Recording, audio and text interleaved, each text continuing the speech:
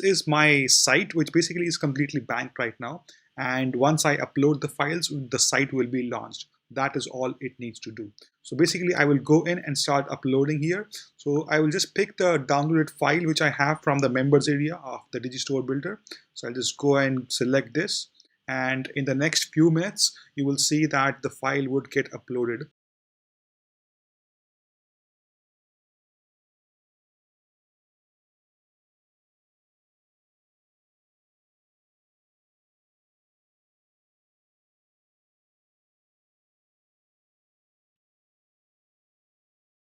Okay, so once the upload is done, you just click on going back, and then you will be going back to the file manager over here.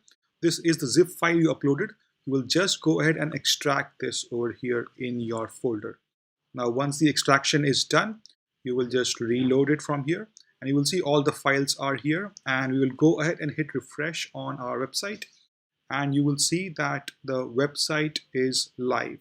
That is all it takes to basically launch your new store builder. All right.